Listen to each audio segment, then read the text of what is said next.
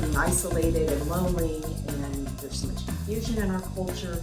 I really believe it's driving them to be a part of something bigger than them. Whether they realize it or not, they are part of something that God has created, and they feel drawn to it.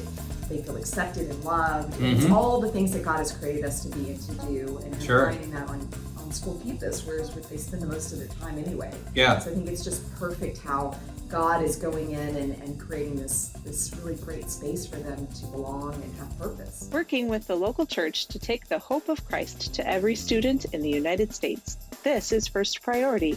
Now here are your hosts, Steve Cherico and Brad Skelling. Welcome back to the podcast, everybody. My name is Steve Cherico. And I'm Brad Skelling. And we're glad you're here. We are.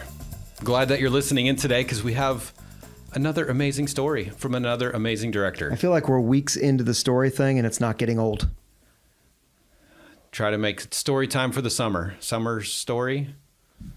Meet the staff stories. Meet the staff. Meet your teammates stories. It's been good. Was with Amber at the spring meeting down in Tampa, Florida. You went to Florida without me? What the heck? Again. Without your wife too, huh? Yes, I did with my wife too. Wow. Right. We're getting close to empty nesting, but we're not quite there yet. Wow. So I am jealous of Mark and Michelle who get to travel together all the time. Yeah, you're going to have to buy the companion pass. I'm going to have to get there. That's a great idea. It's getting bad enough I'm starting to get bumped to A when I check in. So I'm like, I'm starting to fly too much. I better take the summer off. Awesome. I've never had that problem. Yeah.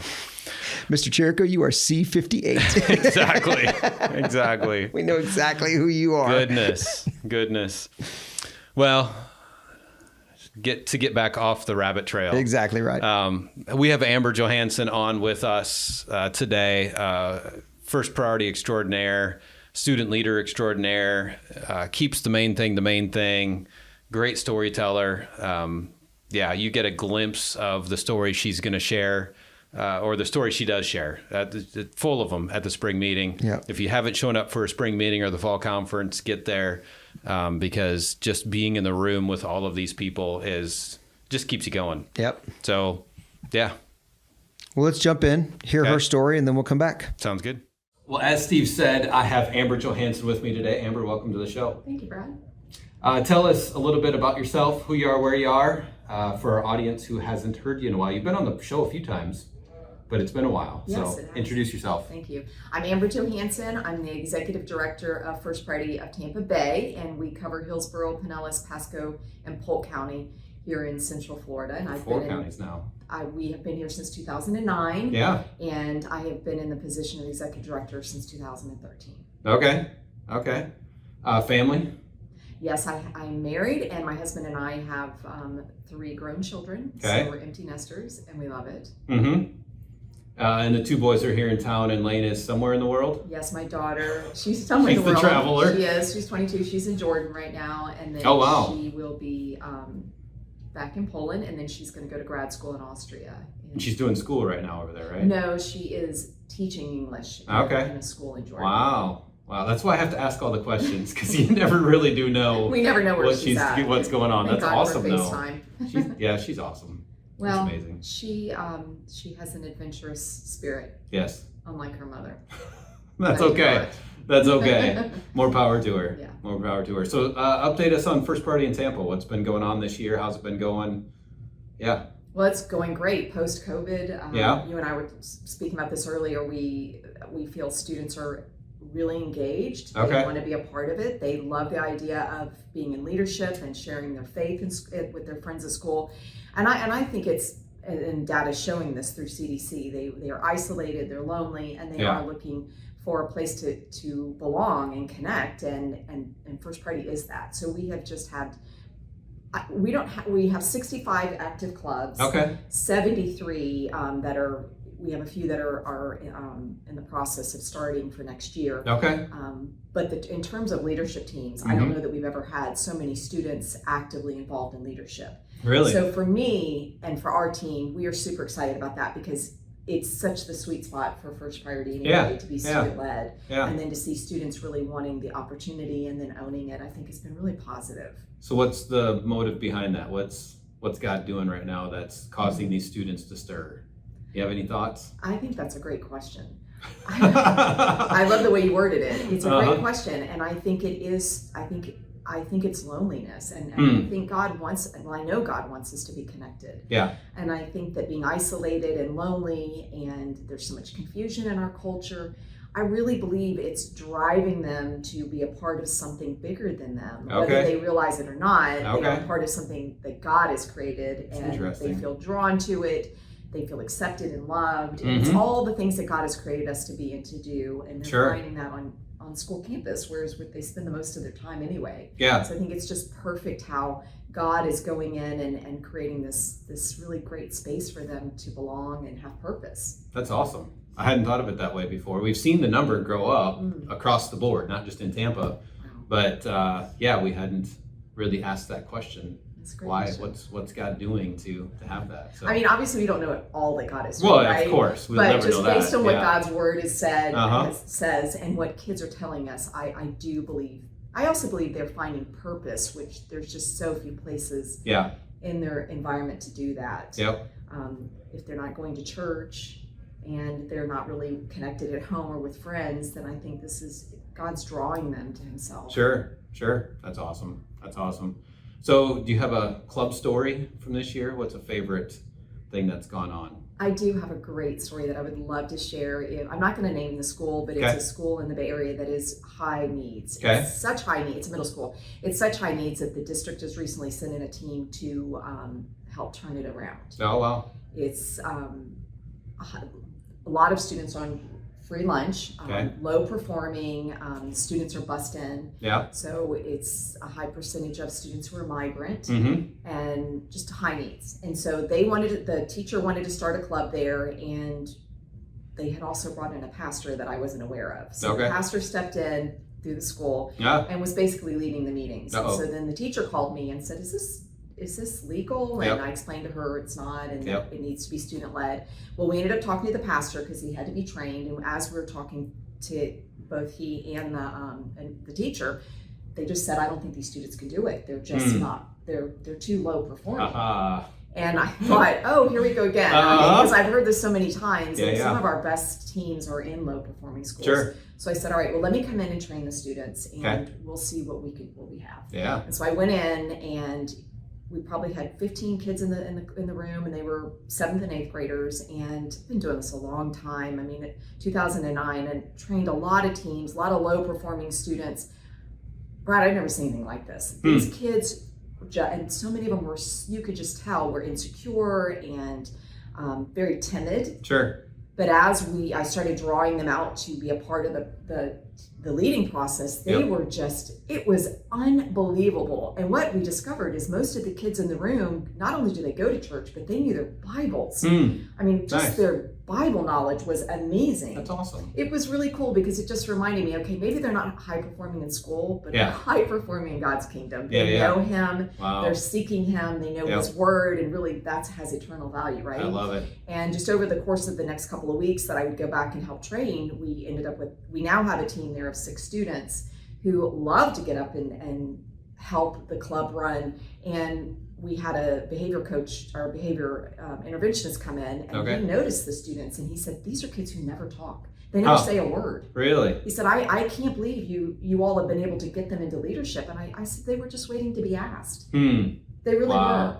That's crazy. And just to see them, and then just to encourage them and tell them. And I went back after 3 weeks of training them. I said, I've done it a long time. I don't know that I've ever seen a group do as well as you all have done. Wow. In terms of taking this and making it your own. And they were so proud of themselves and so happy. Fun. Yeah. It is so fun. It's so rewarding to just watch kids be who God has created them to be, and just to be given that opportunity and that encouragement. And then for them to step into it and own it. And it just reminds me that maybe from the world standards, they're not performing like we would want them to. But in God's perspective, they are absolutely being who He's created them to be. Yeah. What could you ask for? What more could you ask for? Right. Yeah. Well, you've said for a long time, I've quoted you for a long time, we're looking for the called students. Yes. We're not looking for, the type A or the high performing necessarily. You're looking for the students who God's calling to reach that school, right? Yeah, we're looking for the Davids. Yeah. Right? I mean, nobody expected David to step up and defeat Goliath. Right. So it's that whole mindset of we just have to open our minds up to what God has, and it's often the student you least suspect. That's right. And of course, then that's where he shines the brightest and does the greatest work. And like I said, we often see our best leaders in these low-performing schools because they've just never been given the opportunity. Sure. That's awesome. How about a staff story or something like that from this year? You got any good staff stories? I love our staff. Our staff is, when I talk to people about them, I don't know that I know more engaged, loving, kind, generous people who work for less money. I love it. They are really committed to developing our students. And so we recently did a joint meeting, and what that looks like, we do it yearly, and we invite students from our leadership team from the Bay Area schools to participate in a leadership development, and the school district approves it. So we had 14 schools show up at the leadership team at the leadership joint meeting. But what I loved about it is these, to get kids out of school during the day. It's a heavy lift. So two of our staff members, they are driving all over Tampa picking up these kids. Wow. I mean, all over Tampa. So it just reminded me, and I said to them, look, nobody is going to see your effort today, but God sees. And it's a huge effort. But they are so dedicated and love these kids so much and want to see them given the opportunity. And so many of these kids are low income, so that they wouldn't have had a chance they wouldn't have a ride. Just watching that dedication and commitment, and the kids see it. The kids see, and they know, these people really love me. They care about me. They want me to thrive and be who God has created me to be. So I can't think of anything better. That's awesome. It's always great to have a good team around you. Yes. It makes it a lot easier and worthwhile. Absolutely. Big time.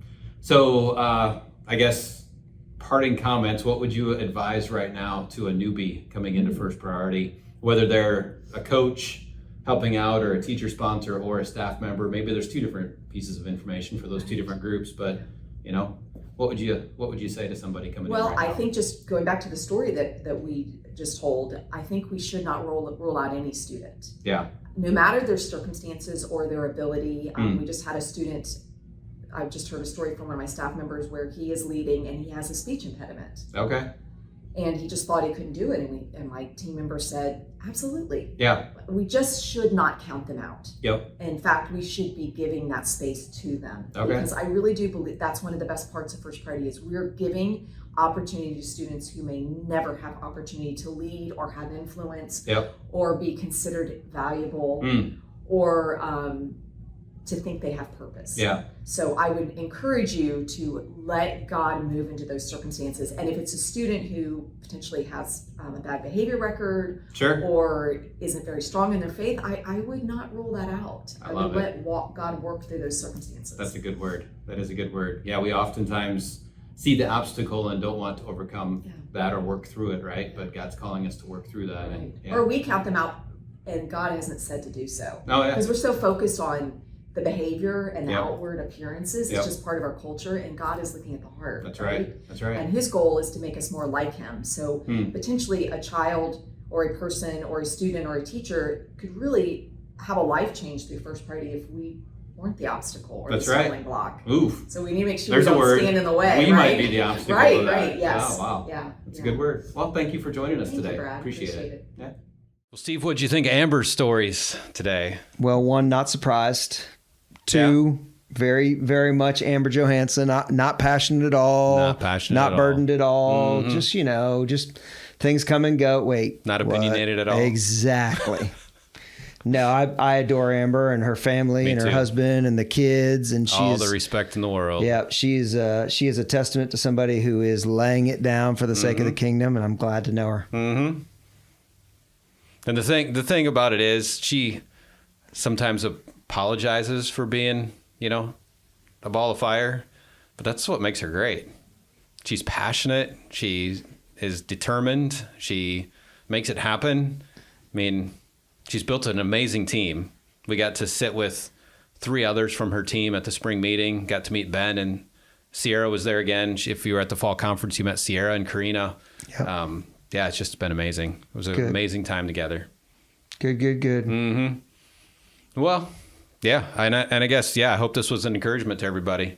And I guess I will say this too. If you have a story that you want to share on the podcast, let us know. Brad@fpofamerica.com. Love to hear your story, why you do First Priority, where you're doing First Priority, and feature you on a podcast. Be awesome. We'd love it. So yeah, and I will close with just simply encouraging everybody, if this is the first of the 4 that you listen to, go back to the other 3 because they're just as valuable. Yes. Yep.